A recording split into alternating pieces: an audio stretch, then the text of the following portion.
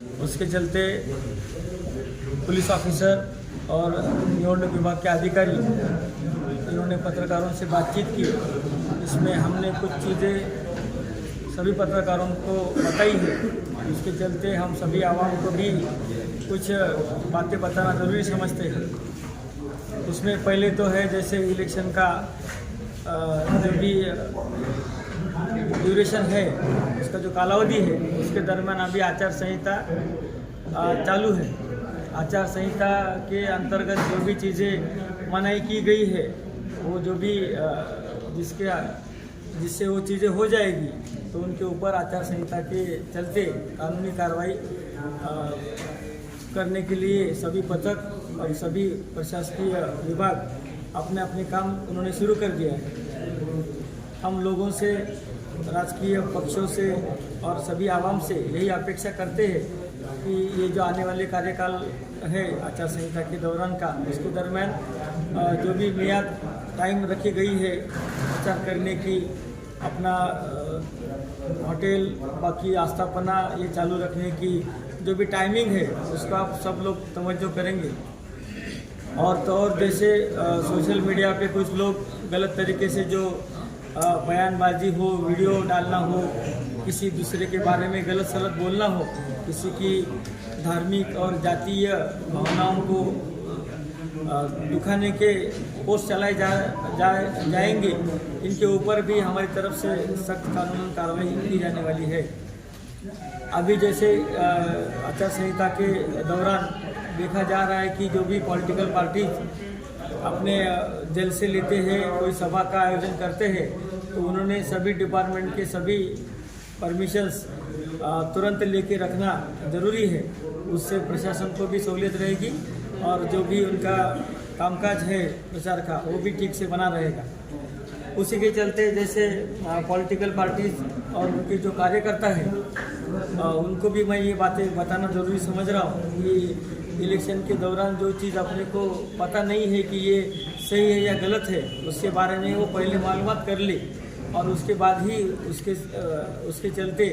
जो भी निज़ाम रखा गया है कायदे कानून का, उसको उन्होंने उसका पालन करना है। और कहीं पे ऐसा दिख रहा है कि परमिशन लेने की ज़रूरत नहीं है, ऐसा मान के गलियों में, गली कूचों में अपने अपने लेवल पे कुछ लोग इकट्ठा होकर प्रचार कर रहे हैं, ये भी गलत है। जिससे मालूमात मिलेगी हम वहाँ पे टीम भेजेंगे, अगर उसमें कुछ बेकायदेशीर ध्यान में आ गया तो तुरंत उसके ऊपर भी कार्रवाई की जाएगी। और ऐसे कामों के लिए कभी कभी बच्चे और औरतों को भी आगे करके उनसे ये काम करवा लिया जा रहा है। अभी वो काम अच्छा है या बुरा है ये मैं नहीं बोलूँगा, मगर वो कायदेशीर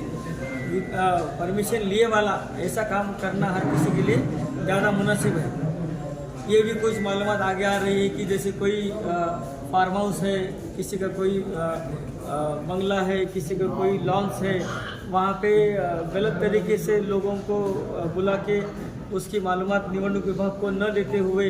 वहाँ पे अगर कुछ बेकायदेशीर काम चलने की कोई मालूमात आते ही है, तो उनके ऊपर भी हमारे जो भी पथक हमने गठित किए हैं उनको भेज के कार्रवाई ज़रूर की जाएगी। इसके लिए भी मैं सभी को पहले से आगाह करना चाहता हूँ। और ये जैसे आचार संहिता लगी है तब से जो पुलिस महकमा है, प्रशासकीय अधिकारी है, उनके अलग अलग पथक है, उन्होंने अपनी जो कार्रवाई है, जैसे फ्लाइंग स्क्वाड है, SST टीम है, इनका भी पूरा निज़ाम रखा गया है। उसके चलते कुछ कार्रवाइयाँ हमारी तरफ से हुई है और हमको लोगों से मालूमात भी मिल रही है। हमारे जो गोपनीय मालूमात निकालने का जो तरीका रहता है, उससे भी हम पूरी तरह से मालूमात निकल रहे हैं। उसके चलते हाल ही के दिनों में आयशा नगर पुलिस स्टेशन हो, मालेगांव तालुका पुलिस स्टेशन हो, मालेगांव सिटी पुलिस स्टेशन हो, छावनी हो, ऐसे सभी पुलिस स्टेशन के अंतर्गत जैसे बेकायदेशीर दारू है, कोई वेपन्स है, बंदूक है, तलवार है, और जैसे कोई गुटखा है, ऐसी सब चीज़ों की जैसे मालूमात मिल रही है वैसी कार्रवाइयाँ तुरंत तरीके से की जा रही है। और ये अभी आगे और चालू ही रहेगा। इसमें जैसे आपको देखने को मिलेगा कि हमने कोचिंग ऑपरेशन 2 दिन पहले लिया था, तब पवारवाड़ी पुलिस स्टेशन में रात को जो कार्रवाई हुई उसमें एक बंदूक और एक वेपन भी हमको मिला था। ऐसी जो भी आगे कोम्बिंग ऑपरेशन हो, नाकाबंदी हो, पुलिस की तरफ से गाड़ियों की तपासनी हो, जो कोई ऑल आउट ऑपरेशन के तहत पुलिस किसी गुनहगारों के घरों तक किसी कॉलोनी में जाएगी, तो आप लोगों को भी आपके भी हमारा आह्वान है कि आपके अगर पास कुछ मालूमात आती है तो वो भी पुलिस से तुरंत आपने शेयर करना है, और उसके लिए तुरंत कार्रवाई हमारी तरफ से ज़रूर की जाने वाली है। जैसे पहले भी मैंने बोला है कि ये आचार संहिता के कार्यकाल में बाहर की टीमें भी हमने इसमें लगवाई है, जैसे एलसीबी की टीम है, बाकी कोई स्क्वाड्स है, हमारे जो मुखबिर का जो हमारा निज़ाम रहता है वो सब हमने अभी एक्टिव मोड पे कर दिया है, और सभी मालूमात जैसे अभी और आगे बढ़ती जाएंगी वैसे कार्रवाइयाँ की जाने वाली है। सोशल मीडिया के लिए मैं एक बात और ख़ास तौर से बोलूँगा कि कोई अपने इंस्टाग्राम पे, चैनल पे, फेसबुक पे, यूट्यूब पे गलत तरीके से पोस्ट तो नहीं डाल रहा है, डाला तो उसके ऊपर कानूनी कार्रवाई भी की गई है और आगे भी सख्त कार्रवाई की जाएगी। उसमें ऐसा देखा गया है कि कोई राजकीय व्यक्ति के चेहरा, उनका नाम, किसी धार्मिक व्यक्ति का चेहरा नाम लगा के झूठी फेक आईडी बना के कुछ हम डाल देंगे तो कानून हम तक नहीं पहुंचेगा, ऐसा कुछ लोगों का नज़रिया बन गया था। तो इसमें साइबर क्राइम जो हमारी ब्रांच है उसके भी हमने खास 2 लोगों को मालेगांव के लिए रखा है, वो भी उनके ऊपर नज़र रखे हुए हैं। ऐसे बहुत से लोगों को बुला के तुरंत तलब करके उनसे जो भी गलत बात अगर हुई है तो उसके लिए उनको तुरंत ताकीद दी गई है, और जिनके ऊपर कानून कार्रवाई बन सकती थी उनके ऊपर एफआईआर भी दाखिल हुआ है। तो ये सब चीज़ों का कुल मिला के ये है कि आचार संहिता के दौरान जो भी अपने देश का संविधान है, जो भी अपने देश का नियामक आयोग है, जो भी अपने देश में कायदे का अमल है, उसको आप सब लोगों ने पीछे माजी में भी तवज्जो रखा है, और आने वाले कार्यकाल में भी आपसे ये छोटी बड़ी गलतियाँ न हो ये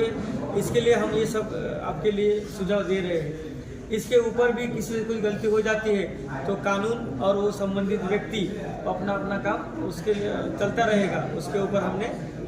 पैनी नज़र रखी हुई है। और जैसे नया कानून जैसे आया है 1 जुलाई 2024 से, बड़े जो 3 अपने कानून थे उसमें कुछ बदलाव लाके जो लाए गए हैं, उसके अंतर्गत एक बदलाव ऐसा है कि चैप्टर केस चलाने का अधिकार पहले महसूल विभाग के अधिकारियों को था, अभी वो बरकरार है, और एडिशनल एसपी और एसपी साहब इनको भी ये अधिकार दिए गए हैं। उसके तहत अभी जैसे हमने कुछ जो लिस्ट बनवाई है, कुछ लोगों के नाम उसमें जैसे कि कम उम्र के बच्चे हैं जिन्होंने वेपन्स के गुने में उनको हमने अरेस्ट किया था, और जैसे कोई 1 से ज़्यादा गुने उनके ऊपर दाखिल है, जो महिला और बच्चों के गुने में सीरियस गुने में आरोपी है, ऐसे कुछ लोगों की अलग लिस्ट बनवा के उनके chapter case additional SP office में हम वो चलवा रहे हैं। तो उसके मद्देनज़र भी इलेक्शन के कार्यकाल में और उसके बाद भी वो लोगों से कोई गलतियां ना हो, वो लोगों से दोबारा गुनाह ना हो, उसके लिए उनको बॉन्ड उनसे लिखवा के लेना, उनके जो भी जिम्मेदार लोग हैं, रिश्तेदार हो, दोस्त हो, कोई गांव में उनको मानने वाले प्रतिष्ठित आदमी हो, उन लोगों को भी बुलवा के उनसे उनके बॉन्ड लिए जा रहे हैं। कुल मिला के ये सब कामों के तहत हमको पूरा खातिरी है कि जैसे बाहर से अपनी तरफ आईटीबीपी का पुलिस फोर्स आया है और आगे भी चल के सीआरपीएफ के लोग आने वाले हैं, तो ये इनका रूट मार्च, पेट्रोलिंग ये इसलिए है कि अच्छे लोगों को ये विश्वास आए कि अच्छे तरीके से सब माहौल है, और पुलिस और सब निवडणूक प्रशासन इनके तरफ से कोई भी भयमुक्त,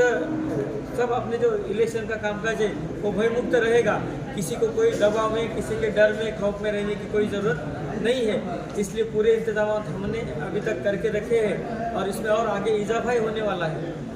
कुल मिला के आप सभी लोगों से हमारी अपेक्षा है कि आप सब लोग ये गांव का जो अमन है, ये गांव ने जो अमन का रास्ता पकड़ा है वो रास्ते को हमको छोड़ना नहीं है, वो रास्ते से हट के हमको कोई बरखिलाफ एक्शन काम नहीं करना है। और जैसे जिम्मेदार लोगों ने हर बार पुलिस को, प्रशासन को बार बार मालूमात देके, कुछ बातों के लिए सुझाव देके बार बार मदद की है, ऐसे ही मदद सहकार्य हमको अपेक्षित है। और जो लोग ये चीज़ें मानेंगे नहीं, उनके लिए हम हमारी तरफ से कानूनी कार्रवाई तुरंत करके उनके ऊपर एक्शन कर लेंगे। तो वो लोग भी